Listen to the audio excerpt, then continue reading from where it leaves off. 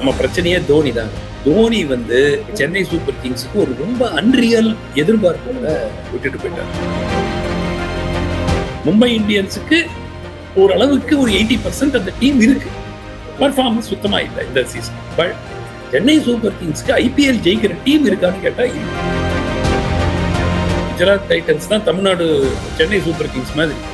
ஏன்னா அங்கதான் 4 தமிழ் பிளேயர்ஸ் அங்க ஆடுறாங்க. Whereas Kohli has taken the responsibility, taken the ownership and consistently delivered. அதனால அவுட்ஸ்டாண்டிங். ஆர்ஆர்ல வந்து நீங்க சூரியவன்ஷியும் ஜெய்ஸ்வாலும் தூக்கிட்டீங்கன்னா முடிஞ்சு போச்சு. ஒரு 5 ஓவருக்குள்ள இவங்க 2 பேரையும் தூக்கிட்டீங்கன்னா அவங்க 200 அடிக்க மாட்டாங்க. டிசி ஆடினாங்களா இந்த ஐபிஎல்ல? அந்த ஐபிஎல் ஆடினாங்களா? அந்த மாதிரி ஒரு ஃபீலிங். அவங்க ஒரு இன்விசிபிள் டீமா இருந்திருக்காங்க இந்த ஐபிஎல். புதிய தலைமுறை டிஜிட்டல் நேயர்களுக்கு வணக்கம். ஐபிஎல்ல யாருமே எதிர்பார்க்காத ஒரு வெற்றியை பதிவு பண்ணிருக்காங்க RCB. Back to back 2 trophy அடிக்கிறது அப்படிங்கறதெல்லாம் ஐபிஎல்ல மிகப்பெரிய சாதனையா பார்க்கப்படுற ஒரு விஷயம். அப்படி பார்த்தோம்னா 2025-26 பேக் டு பேக் 2 டிராஃபி அடிச்சிருக்காங்க ஆர்சிபி. இந்த வெற்றிக்கு என்ன காரணம், மித்த அணிகள் ஏன் இதை பண்ண முடியல அப்படிங்கிறத பத்தி நம்மள்ட்ட டீட்டெயிலா பேசுறதுக்காக நம்ம கூட இன்னைக்கு கிரிக்கெட் விமர்சகர் சோன்சி அவர்கள் இருக்காரு. அவர்கிட்ட பேசலாம். வணக்கம் சார். வணக்கம் சார். நான் ஸ்டார்டிங்லேயே சொன்ன மாதிரி 2025-26 2 வருஷம் கிட்டத்தட்ட ஆர்சிபிஐ லீட் பண்ண கேப்டன்ஸ் லிஸ்ட நம்ம எடுத்து பார்த்தோம்னா கிட்டத்தட்ட 7-8 பேர் லீட் பண்ணியிருக்காங்க. அதுவும் இன்டர்நேஷனல் கிரிக்கெட் விளையாடுனவங்க. கெவின் பீட்டர்சன், ராகுல் டிராவிட், அனில் கும்ப்ளே, விராட் கோலி, ஃபேப் டூப்ளசி அப்படின்னு கிட்டத்தட்ட 7-8 பேர் கேப்டன்சி பண்ணியிருக்காங்க. இவங்களால முடியாத ஒரு சாதனைய ரஜத் பட்டிதார் படைச்சிருக்காரு. இதற்கு காரணம் என்ன சார்? இல்ல, இதுக்கு காரணம் வந்து ஒரு டீம் ஒர்க். இந்த வருஷம் ஆர்சிபி வெற்றி பெற்றது என்னுடைய ஒப்பீனியன்ல அவங்களுடைய நம்பிக்கையின் அடிப்படையில. ஏன்னா 18 ஆண்டுகள் இது வந்து ஒரு கிட்டத்தட்ட ஒரு மீம் மெட்டீரியல் ஆயிட்டாங்க. ஜெயிக்கவாண்டி இவங்களால ஜெயிக்க முடியாது ஈசாலா கப் நமதேங்கிறது ஒரு இந்திய அளவுல ஒரு மீம் மாதிரி போயிடுச்சு. ஆனா சென்ற வருஷம் அந்த வெற்றி பெற்ற பிறகு நிச்சயமா அவங்களுக்கு அந்த ஜிங்ஸ் உடஞ்சிருச்சு. ஸோ அவங்களுக்கு ஒரு ஃபுல் கான்ஃபிடன்ஸ் இருக்கிற ஒரு டீம். நான் வந்து ரஜத் பத்திதார் ஒரு பெரிய பிரில்லியன்ட் கேப்டன்சி பண்ணதுனால ஜெயிச்சாங்கன்னு இல்லை. ஏன்னா அந்த டீம் உடைய பர்ஃபார்மன்ஸ், விராட் கோலி ஒரு மிக முக்கிய காரணம். ஏன்னா விராட் கோலி கிட்டத்தட்ட ஒரு டாமினன்ட் ஃபோர்ஸாக இருந்தார். நேற்று பார்த்தோம், நேற்று மற்ற எல்லா பேட்ஸ்மேனுக்கும் வேற விக்கெட்ல ஆடுற மாதிரியும் விராட் கோலி வேற ஏதோ ஒரு பிச்சில் ஆடுற மாதிரி ஆடினார். ஏன்னா எல்லோரும், நீங்க ஜிடி அணியில எடுத்துக்கிட்டாலும் சரி, ஆர்சிபி அணியில எடுத்துக்கிட்டாலும் சரி, none of them were striking the ball very fluently. ஆனா கோலியை பார்க்கும் போது இவருக்கு மட்டும் எப்படிங்க இந்த மாதிரி ஆட முடியுது அப்படிங்கிற ஒரு ஃபீலிங் அதே விக்கெட்ல. ஸோ நிஜமாவே வந்து இட் வாஸ் மைண்ட் பாக். நேற்று எனக்கு எவ்வளோ கிரேட் இன்னிங்ஸ் நம்ம பார்த்துருக்கோம். ஆனா ஒரு டிஃபிகல்ட் விக்கெட். ஏன்னா ஜிடி வந்து ஒரு டாப் பேட்டிங் அவுட்ஃபிட், பர்டிகுலரா இந்த top 3 Sai Sudharsan, Gill and Butler, அவங்கள மீறி அவங்களே வந்து ஸ்ட்ரகிள் பண்ற ஒரு விக்கெட்ல இவ்வளவு ஃப்ளூவெண்டா இவர் ஆடுறாருன்னா நிச்சயமா வந்து எக்ஸ்ட்ராடினரி. ஓகே சார், நீங்க சொன்ன மாதிரி ஜிடியை பொறுத்த வரைக்கும் அந்த டாப் 3 தான் வந்து பேட்டிங்ல ரொம்ப ஸ்ட்ரென்த்தான ஒரு விஷயம். அது உடஞ்சதுனாலே டீம் மொத்தமா உடஞ்சிருது. அதற்கு என்ன காரணம் சார்? அது வந்து எல்லாருமே எதிர்பார்த்ததுங்க. முதல்ல இருந்து சொன்னதுதான். நீங்க ரொம்ப ஒரு 2-3 பிளேயர்ஸ் மட்டும் வச்சு ஒரு டீம் அது வந்து while it worked, கிட்டத்தட்ட 3 வருஷமா ஜிடி இந்த கதை தான். இது வந்து ஏதோ இந்த வருஷம் நடந்த விஷயம் அல்ல. போன வருஷம் கிட்டத்தட்ட 72% ரன்ஸ் டோட்டலா ஜிடி அடிச்ச ரன்ஸ் 72% இந்த 3 பேர் அடிச்சிருக்காங்க. திருப்பி இந்த வருஷம் அதே மாதிரி, அதுக்கு 3 வருஷம் அதே மாதிரி. ஸோ உங்களுக்கு என்ன ஆகுதுன்னா ஒரு மிடில் ஆர்டர் மேல ஒரு நம்பிக்கை அவர்களுக்கு ஒன்று வாய்ப்பு கிடைப்பதில்லை. பெருமளவுல வாய்ப்பு கிடைக்கும் போதும் அவங்க வந்து ஒரு வீக் மிடில் ஆர்டர். நேற்று தான் பாத்தீங்க இல்லையா, வாஷிங்டன் ஆடினாரே தவிர ராகுல் தெவாட்டியாவோ இல்ல அர்ஷத் கானோ அவங்களெல்லாம் வந்து இன்னும் Nishanth சிந்துவோ, so 3 or 4 players in that middle order are not able to perform. So அது வந்து ஒரு மிகப்பெரிய ஒரு சிக்கல். இந்த 3 பேரு எல்லா மேட்ச்லையும் அடிக்க முடியாதுங்க. It's not possible. எந்த ஒரு டீம்லயும் ஒரே 2-3 பேரை வச்சு மட்டும் நீங்க ஒரு டீமை கட்டமைக்க முடியாது. பேட்டிங் அவங்களுக்கு நல்ல போலிங். நேற்று என்ன ஆயிருக்கு, இவங்க வந்து ஆர்சிபி இந்த விக்கெட்டினுடைய கண்டிஷன்ஸை நல்லா புரிஞ்சுக்கிட்டாங்க. ஸோ ஓரளவுக்கு அந்த பால் வந்து ஸ்டாப் ஆகி வந்தது அப்படிங்கிறத கண்டுபிடிச்சாங்க. பேஸை வேரி பண்ணாங்க. வேறஸ் இவங்களுடைய பேஸ் வந்து it is higher pace. Kagiso ரபாடாவா இருக்கட்டும், சிராஜ். ஆமா. ஸோ அது வந்து கிட்டத்தட்ட it became easier for RCB. But anyway 155 was not enough. 155ங்கிறது it was never going to be enough.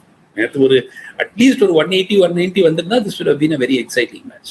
Okay sir, நேத்திக்கு நிசான் சித்துவை வந்து ப்ரமோட் பண்ணி ஒன் டவுன்ல இறக்கி விட்டாங்க. பட்லர் தான் வந்து யூஸ்வலா ஒன் டவுன்ல வர பிளேயர். இன்டர்நேஷனல்ல பார்த்தா அவர் ஓப்பனிங் விளையாடிட்டு இருக்காரு. ஐபிஎல் மாதிரி மேட்சஸ்ல வந்து அவரை ஒன் டவுன் இறக்கி விடுறாங்க, அவர் விளையாடுறாரு. அந்த ஒரு கால் எடுத்திருக்க வேணாமா? ஃபைனல் மாதிரியான ஒரு மேட்ச்ல அப்படி ஒரு கால் எடுத்ததும் தவறா பேசப்படுது. இல்ல, ஐ திங்க் அதுவே வந்து அந்த டாப் 3 மேல அந்த டிபெண்டன்ஸ்னால தான் எடுத்த டிசிஷன். என்னன்னா 2 பேர் போயிட்டாங்க. ஆர் ஃபர்ஸ்ட் விக்கெட் உடனே போயிருச்சு. போன உடனே அவங்க என்ன நினைச்சிருப்பாங்க, 3 ஓவர் 4 ஓவருக்குள்ளேயே ஃபர்ஸ்ட் விக்கெட் போயிடுச்சு. ஸோ இப்போ பட்லரும் வந்து இப்போ ஹேசல்வுட் ஏதாவது ஒரு அன்பிளேயபிள் பால் ஏதாவது வந்துச்சுன்னா பட்லரும் அவுட் ஆயிட்டாருன்னா கந்தல் ஆயிடும் டீம். ஸோ அதனால அவங்க என்ன நினைச்சிருக்கலாங்க, சரி பட்லரை கொஞ்சம் சேவ் பண்ணிக்கலாம். அண்ட் அவர் அவுட் ஆகிற வரைக்கும் கிட்டத்தட்ட அந்த ஆங்கர் ரோல் தான் ஆடினார் பட்லர். 19 ரன்னு, ஆனால் 20 பால்ல ஆடி he was playing the anchor role. 3 wicket எதிர்பக்கம் விழும்போது கூட பட்லர் நின்றார். அதுக்கப்புறம் தான் அவர் அவுட் ஆனார். ஸோ என்னன்னா அவங்களுடைய திங்கிங் என்னன்னா, நமக்கு மிடில் ஆர்டர்ல டெப்த் இல்லை, அவங்க எப்படி பர்ஃபார்ம் பண்ணுவாங்கன்னு தெரியாது. நேற்று எனக்கு பிடிக்காத இன்னொரு டிசிஷன், ஜேசன் ஹோல்டரை முன்னாடி கொண்டு வந்திருக்கோம். ஏன் அவ்வளவு அர்ஷத் கானுக்கு எல்லாத்துக்கும் பின்னாடி ஜேசன் ஹோல்டர் முன்னாடி வந்திருக்கலாம். எதுவாக இருந்தாலும் ஒரு high quality international player. So அவரை வந்து முன்னாடி கொண்டு வந்திருக்கலாம். அதுவும் ஒரு தவறான ஒரு டிசிஷனாக தான் நான் பார்க்குறேன். பட் மேட்ச் முடிஞ்சப்பறம் எல்லாருமே எக்ஸ்பர்ட்ஸ், அதனால யார் வேணா என்ன வேணா சொல்லிட்டு போகலாம். அந்த ஸ்பர் ஆஃப் த மூமெண்ட்ல அவங்க எடுத்த முடிவு அது நேற்று அவங்களுக்கு ஒர்க் அவுட் ஆகல. ஆண்டி ஃபிளவர் அண்ட் தினேஷ் கார்த்திக்கோட அந்த காம்போ எந்த அளவுக்கு ஆர்சிபிக்கு பலம் சேர்த்திருக்கு. ஒரு டீமை கட்டமைக்கணும் அப்படிங்கிறது பெரிய விஷயம். எத்தனையோ வருஷங்கள் பார்த்தோம், ஆர்சிபியில நிறைய ஹோல்ஸ் இருந்திருக்கு, ஸ்பின்னர் சரியா இல்லாம இருந்திருக்கு, பேட்டிங்ல சொதப்பல் நிறைய நடந்திருக்கு. இந்த மாதிரி நிறைய ஃபிளாஸ் இருந்த இடத்த எல்லாத்தையுமே ஃபுல்ஃபில் பண்ணிருக்காங்க.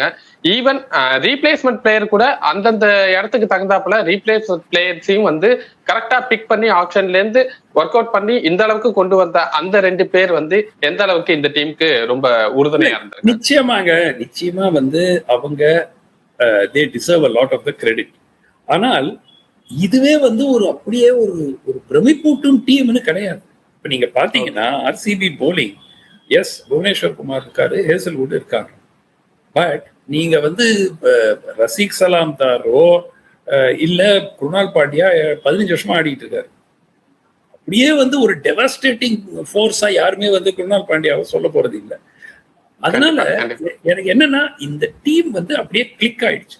சுயாஷ் வந்து ஆடுவாங்க அப்படிங்கிற எதிர்பார்ப்பு, அவர் கிட்டத்தட்ட டீம்ல பெரிய ரெகுலர் ஃபீச்சராகவே அவர் இல்லை. ஸோ எனக்கு என்னன்னா ஒரு டீம் வந்து as a unit they have clicked. உதாரணத்துக்கு சொல்றேன் பாருங்க, வெங்கடேஷ் ஐயர் கேகேஆர்ல ஒரு பெரிய பிளேயரா இருந்தார். அதுக்கப்புறம் கம்ப்ளீட்டா ஃபார்ம் போயிடுச்சு. அவர் ஐபிஎல்ல யாராவது எடுப்பாங்களா மாட்டாங்களாங்கிற ஸ்டேஜ்ல இருக்கும்போது ஆர்சிபி எடுத்தாங்க. எவ்வளவு கிளவரா யூஸ் பண்ணியிருக்காங்க பாருங்க. நேற்று அந்த 32 ரன் அவர் அடிச்சது வெரி வெரி இம்பார்ட்டன்ட். ஏன்னா அதுதான் அந்த ஸ்டார்ட் கொடுத்தது. அதுக்கப்புறம் தான் கோலி அடிக்க ஆரம்பிச்சார். ஸோ ஃபர்ஸ்ட் 2 ஓவர்ல 26 ரன் அடிச்சார் Venkatesh Iyer. So that became எவ்வளவு first of all super impact பிளேயரா கொண்டு வந்து அவர் batting opening is not his natural. இது கேகேஆருக்கு ஆடும் போதெல்லாம் ஒரு 1 டவுன் வருவாரு, இல்லாட்டி 2 டவுன் வருவாரு, சம்டைம்ஸ் 3 டவுன் 4 டவுன் கூட வந்துருவாரு. ஸோ இந்த டிசிஷன்ஸ் எல்லாம் நிச்சயமா it has paid off for them, அதுல சந்தேகமே கிடையாது. பட் ஆர்சிபிஐ பொறுத்த வரைக்கும் இது வந்து ஒரு டீம் எஃபர்ட். இப்போ கூட of course Kohli has been the mainstay of the batting. இப்போ ரஜத் பத்திதாரோ தேவ்தத் படிக்கலோ இந்த சீசன்ல அப்படியே பெரிய அவுட்ஸ்டாண்டிங் பர்ஃபார்மர்ஸ் நம்ம யாரும் சொல்ல மாட்டோம். whereas Kohli has taken the responsibility, taken the ownership and consistently deliver. அதனால அவுட்ஸ்டாண்டிங். ஓகே சார், மித்த 2 அணிகள் அந்த டாப் 4ல முடிச்ச மித்த 2 அணிகள்னு எடுத்து பார்த்தோம்னா ஆர்ஆர் குவாலிஃபை 2ல வந்து எலிமினேட் ஆகி வெளில போன டீம். அந்த டீமும் சரி இதே பிரச்சனை தான். ஜிடிக்கு நம்ம என்ன ஒரு ப்ராப்ளம் சொன்னீங்களோ அதே ப்ராப்ளம் தான், சேம் ப்ராப்ளம் தான். அந்த டாப் 2 or 3 அவங்கள தவிர்த்தா மிடில் ஆர்டர்ல அவங்களுக்குமே அந்த பவர் இல்ல. இதற்கு காரணம் இல்ல. இது சில டீம்ஸ் அப்படி கட்டமைச்சிருக்காங்க. இப்ப ஆர்ஆர்ல வந்து நீங்க சூரியவன்ஷியும் ஜெய்ஸ்வாலும் தூக்கிட்டீங்கன்னா முடிஞ்சு போச்சு.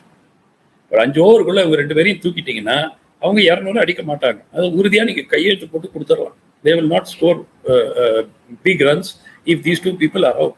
ஜெய்ஸ்வால் பெரிய ஃபார்ம்ல இல்ல இந்த சீசன்ல. சோ கிட்டத்தட்ட RR became a one man show.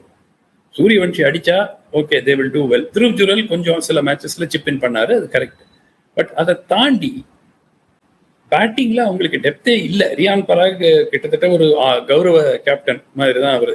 எல்லா பாதி சீசன்ல அவர் வந்து அடிச்சு பெரிய லெவல்ல மேட்சஸ் ஜெயிச்சு கொடுத்துருக்காருங்கிறது பெரிய நான் பார்த்ததே இல்லை. அவர் பாட்டுக்கு ஆடிட்டு இருப்பாரு, அவர் பாட்டுக்கு கேப்டனா இருக்காரு. பட் அவர் வந்து ஒரு பெரிய மேட்ச் வின்னர்னு நான் பார்த்தது இல்லை.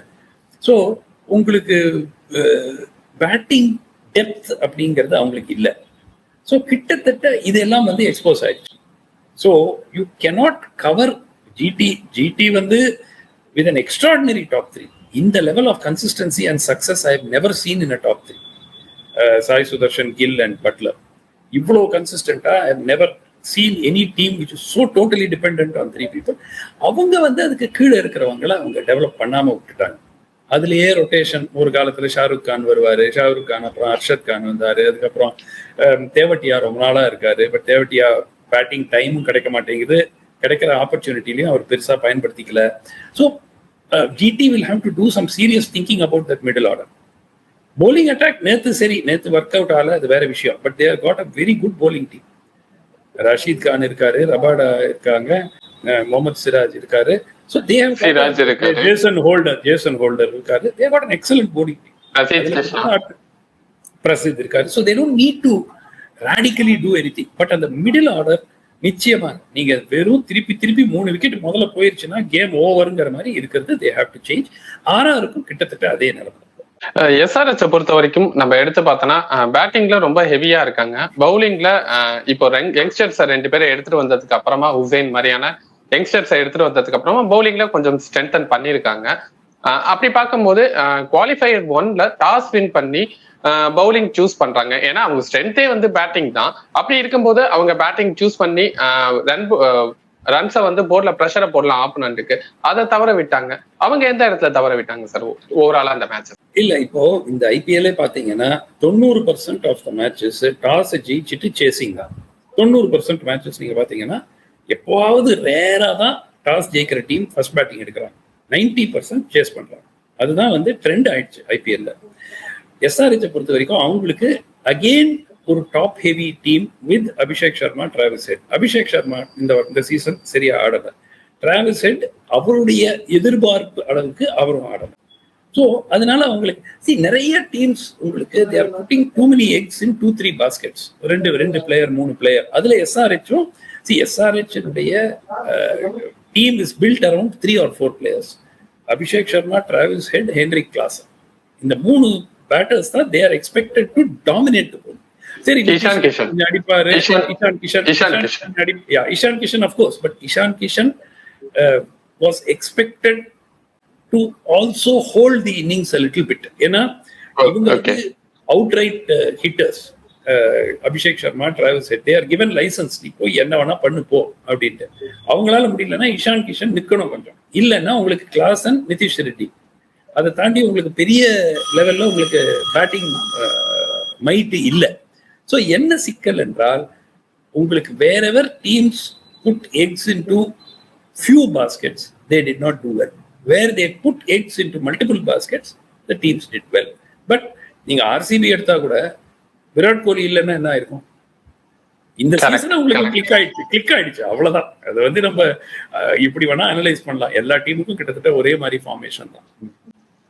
ஓகே சார், இப்போ வந்து 5 டிராஃபி அடிச்ச 2 டீம் சிஎஸ்கே அண்ட் மும்பை அந்த டேபிள்ல வந்து 10th பொசிஷன்ல முடிச்சிடக்கூடாது அப்படிங்கிற மாதிரி விளையாடுறாங்க. அதற்கு என்ன காரணம் சார்? இந்த வாட்டி சிஎஸ்கே ஸ்ட்ராட்டஜி எடுத்து பார்த்தோம்னா நிறைய யங்ஸ்டர்ஸ் எடுத்துட்டு வந்தாங்க. ஈச் 14 crore கொடுத்து 2 யங்ஸ்டரை கூட எடுத்தாங்க. பட் அவங்களுக்கான வாய்ப்புகள் எந்த அளவுக்கு கிடைச்சது அப்படிங்கிறதையும் பார்க்க வேண்டியதா இருக்கு. எங்க CSK needs a complete revamp. Starting from the coaching staff, everybody needs to you need to get a new look to the team. இந்த டீமுக்கு ஒரு ஐடென்டிட்டியும் இல்லை. அட்லீஸ்ட் ஒரு கன்சிஸ்டண்டா ஒரு 6 வருஷம் 7 வருஷம் ஸ்டெடியா அந்த பிரான்ச்சைஸுக்கு ஆடுற பிளேயர்ஸ் அந்த மாதிரியும் இல்லை. ஒவ்வொரு சீசனும் 2 சீசன்ல ஆடுறாங்க போறாங்க. அந்த ஐடென்டிட்டியும் கிடையாது. விராட் கோலினா 15 வருஷம் இஸ் ஐடென்டிஃபைட் வித் ஆர்சிபி, ரைட்டா? அந்த மாதிரி many teams have certain players who are identified with them or they have local players. But நமக்கு வந்து லோக்கல் டேலண்ட்டுக்கும் இப்போ குஜராத் டைட்டன்ஸ் தான் தமிழ்நாடு சென்னை சூப்பர் கிங்ஸ் மாதிரி. ஏன்னா அங்கதான் 4 தமிழ் பிளேயர்ஸ் அங்க ஆடுறாங்க. சென்னை சூப்பர் கிங்ஸ்ல ஒருத்தர் கூட கிடையாது. பட் நான் என்ன கேட்கிறேன், அதை விடுங்க, தமிழர்கள் ஆடுறாங்க ஆடல, தட்ஸ் ஒன் பார்ட். பட் ஒரு டீம் வந்து இது நம்ம பிரச்சனையே தோனி தாங்க. தோனி வந்து சென்னை சூப்பர் கிங்ஸுக்கு ஒரு ரொம்ப அன்ரியல் எதிர்பார்ப்புகளை விட்டுட்டு போயிட்டார். ஸோ ஒவ்வொரு சீசனும் நம்ம ஜெயிச்சிருவோம், 2 சீசன் 3 சீசனுக்கு ஒரு வாட்டி ஒரு டைட்டில் வந்துருங்கிற மாதிரி ஒரு எதிர்பார்ப்பு, அது வராது. அண்ட் இப்ப இந்த டீம்ல என்னெல்லாம் தப்புன்னு சொல்றதை விட என்னெல்லாம் ரைட்டுன்னு சொல்றது தான் ஈஸி. ஏன்னா ரொம்ப சில விஷயங்கள் தான் வந்து ரைட். சி, பேட்டிங்கும் இன்கன்சிஸ்டன்ட், போலிங்கும் இன்கன்சிஸ்டன்ட். எதை வச்சு நீங்க ஃபீல்டிங்கும் ஒன்றும் பெரிய பிரமாதமும் கிடையாது. எதை வச்சு நீங்க ஜெயிக்கணும்னு எதிர்பார்க்குறீங்க? இந்த டீம் ஜெயிக்காதுங்கிறது சீசனுக்கு முன்னாடியே எல்லோருக்கும் தெரியும். 2வது மேட்சுக்கு அப்புறமே எல்லாரும் எழுதிட்டாங்க இது பிளே ஆஃப்ஸ்க்கு வராத டீம். அதே மாதிரிதான் நடுவில் ஒரு 3 மேட்ச் 4 மேட்ச் ஜெயிச்சாங்க, அது ஒரு நல்ல விஷயம். But they do not have the fire power. அதாவது உங்ககிட்ட எக்யூப்மெண்ட் இருக்கு, அதை நீங்க பயன்படுத்தலைங்கிறது ஒண்ணு. இந்த டீமுக்கு எக்யூப்மெண்டே இல்லை. ஸோ ஆமா, இப்போ எஸ்ஆர்ஹெச் கிட்ட ஐபிஎல் ஜெயிக்கக்கூடிய டீம் இருக்கு. இந்த சீசன் அவங்க பெர்ஃபார்ம் பண்ணல. மும்பை இந்தியன்ஸுக்கு ஓரளவுக்கு ஒரு 80% அந்த டீம் இருக்கு, பர்ஃபார்மன்ஸ் சுத்தமா இல்லை இந்த சீசன். பட் சென்னை சூப்பர் கிங்ஸ்க்கு ஐபிஎல் ஜெயிக்கிற டீம் இருக்கான்னு கேட்டா இல்ல. சிம்பிளா இதே பிளேயர்ஸை வச்சுக்கிட்டு நீங்க ஒன்னும் 3 சீசன் 4 சீசன் ஆடினா கூட டிராஸ்டிக்கா ரிசல்ட் மாறும்னு நான் நினைக்கிறேன். பிளே ஆஃப்க்கு வரலாம், அதுக்கு மேல ஒன்னும் ஜெயிப்பாங்கன்னு நான் நினைக்கிறேன். ஓகே சார், அப்படியே நம்ம மும்பை எடுத்து பார்த்தோம்னா ஹர்திக் பாண்டியா வந்ததுக்கு அப்புறமா அந்த டீமோட காம்பினேஷன்ஸ் மொத்தமாவே கொலாப்ஸ் ஆயிருக்கிற மாதிரி தான் நிறைய பேசப்பட்டு இருக்கு. அவர் என்னமோ சென்னைக்கு வரா மாதிரி சில சோசியல் மீடியா பேஜஸ் எல்லாம் நம்மளால பார்க்க முடியுது. அவரோட கேப்டன்சி தான் மும்பைக்கு வந்து டிராபேக் அமைதா? பாருங்க, மும்பை டீம் ஒரு ஃபெனாமினல் டீம். ஆன் பேப்பர் நீங்க எடுத்துக்கிட்டீங்கன்னா, whether it is Rohit Sharma, Ryan Rickelton, Suryakumar Yadav, Tilak Varma, Hardik Pandya, இந்த டீமை பார்த்துட்டு யாராவது சொத்த டீம்னு சொல்லுவாங்களா? It's a fabulous. Jasprit Bumrah. So இது வந்து டீம்ல நம்ம டீம் செலெக்ஷன் தப்பு இல்ல, டீம் ஃபயர் பவர். இப்ப சென்னைக்கு சொல்லலாம் ஃபயர் பவர் இல்ல, அந்த மாதிரி சொல்றதுக்கு ஒண்ணுமே இல்லைங்க. அவங்க தே ஜஸ்ட் டிட்ன்ட் பெர்ஃபார்ம், அவ்வளவுதான். So Mumbai even today, Mumbai is a team that can win the IPL. எல்லாருமே பெரிய ஸ்டார்ஸ். கிட்டத்தட்ட அந்த டீம்ல 7 பேர் வந்து இந்தியா ஸ்டார்ஸ். ஸோ அவங்க வந்து ஜெயிக்க முடியாது, அவங்களால ஒன்றும் பண்ண முடியாதுங்கிறது இல்லை. பட் ஏதோ ஒரு காரணத்துக்காக there was no cohesiveness this time. ஒரு டீம் ஒர்க்கே இல்லை. சூரியகுமார் யாதவ் கிட்டத்தட்ட completely out of form. Tilak Varma 2 இன்னிங்ஸோ 3 இன்னிங்ஸ் ஆடினாரு, அதை தவிர அவரும் பெருசா ஆடல. ரோஹித் சர்மா இன்ஜுரி நடுவுல, ரிக்கில்டன் கன்சிஸ்டன்சி இல்ல. So they had a lot of problems. There is nothing in the Mumbai Indians team which has to be drastically changed. இப்போ நாளைக்கே அடுத்த சீசன்லயே அவர்கள் ஒரு கொஹிசிவ் யூனிட்டா விளையாடினாங்கன்னா அவங்களால ஐபிஎல் ஜெயிக்க முடியும். வேற சென்னை இதே டீம் ஆடினா கூட ஐபிஎல் ஜெயிக்கிற டீமானா டவுட் தான். பட் மும்பைக்கு அந்த யூனிட்டி இல்லை, அதுதானே உண்மை. ஏதோ ஒரு எக்ஸ் ஃபேக்டர் இல்லைங்க. அந்த கொஹிசிவ்னஸா யூனிட்டியா இல்ல என்னங்கிறது I don't know. But something is missing because they are all champion players. Correct. ஒரு சொந்த டீமை வச்சுக்கிட்டு ஸ்ட்ரகிள் பண்றாங்க மும்பை. அவங்க இப்ப ஆக்ஷன்ல கோட்டை விட்டுட்டாங்க, அந்த மாதிரி இல்லையே. எல்லாமே tried and tested known champion performance. அந்த டீமை வச்சுக்கிட்டு அவங்களால சக்சஸ் கொடுக்க முடியலன்னா there is something else. It is not in the players alone. அப்படியே பஞ்சாப் கிங்ஸ் நம்ம எடுத்து பார்த்தோம்னா இந்த ஐபிஎல் ஸ்டார்ட் பண்ணும்போது பாத்தீங்கன்னா டிராஸ்டிக்கா விளையாடிட்டு இருந்தாங்க. எல்லாருமே எதிர்பார்த்தாங்க இந்த வருஷம் பஞ்சாப் வந்து கப் அடிக்கிறதுக்கு நிறைய வாய்ப்புகள் இருக்கு, ஃபைனல்ஸ் வரைக்கும் வந்துருவாங்க அப்படிங்கிற ஒரு இடத்துல இருந்து பார்த்தோம்னா பிளே ஆஃப்லயே வர முடியல. ஸ்டார்டிங்ல எப்படி ஸ்டார்ட் பண்ணாங்களோ அதுக்கப்புறம் அப்படியே ஃபெயிலியர் நிறைய தொடர்ச்சியான.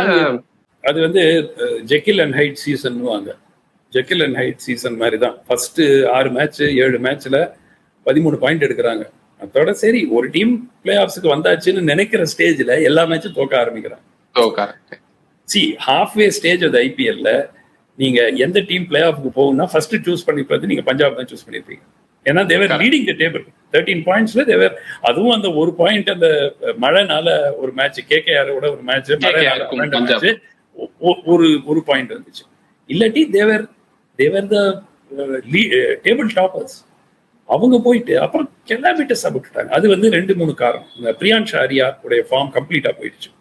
ஸோ பிரியான்ஷ் ஆரியா ஓரளவுக்கு கன்சிஸ்டண்டா ஒரு நல்ல ஸ்டார்ட் கொடுத்துருந்தாரு. பிரப் சிம்ரன் சில மேட்ச் ஆடினாரு.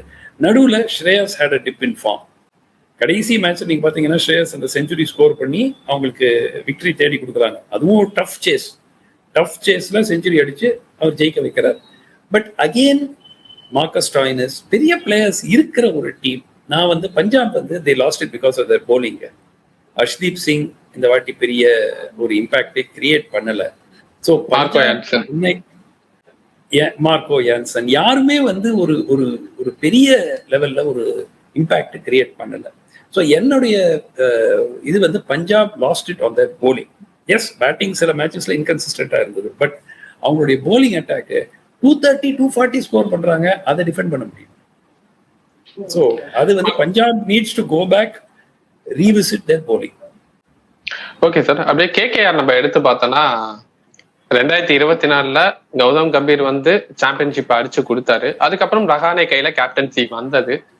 லாஸ்ட் இயர் நார்மலா விளையாண்டாங்க. இந்த வாட்டி பாத்தீங்கன்னா ஸ்டார்ட் ஆஃப் த டோர்னமெண்ட்ல ரொம்ப போரா தான் விளையாடிட்டு இருந்தாங்க. அதுக்கப்புறம் பார்த்தா பிளே ஆஃப் வரதுக்கான வாய்ப்புகளை எட்டி பிடிச்சாங்க.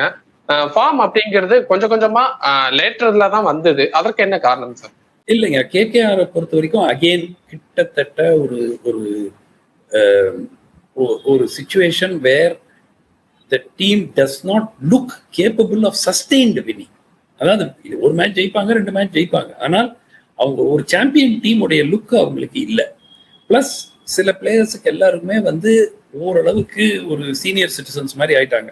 அது ரஹானே எடுத்துக்கிட்டா இருந்தாலும், சுனில் நாராயண் எடுத்துக்கிட்டா இருந்தாலும், they are not the impact players they were 10 years back.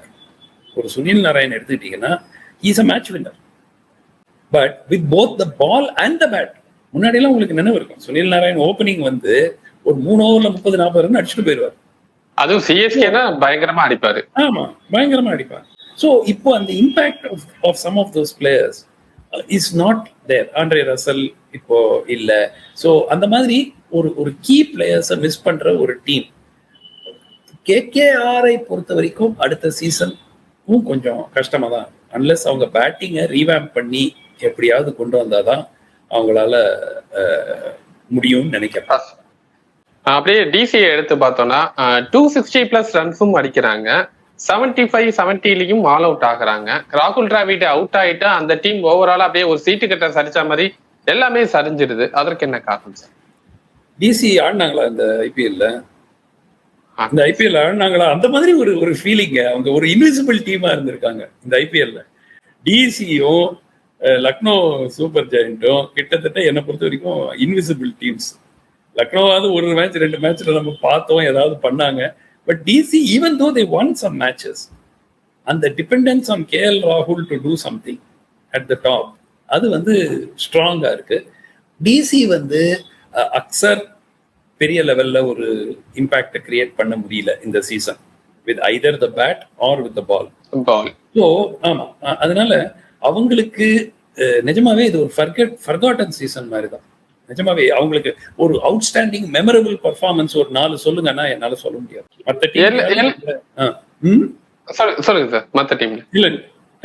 மற்ற டீம்ஸாவது கோலி இந்த இன்னிங்ஸ் சூப்பரா இருந்துச்சு, இல்ல கிளாசன் இந்த மேட்ச்ல ஆடினாரு, இல்ல வேற யாராவது ஒருத்தர் பண்ணாங்க.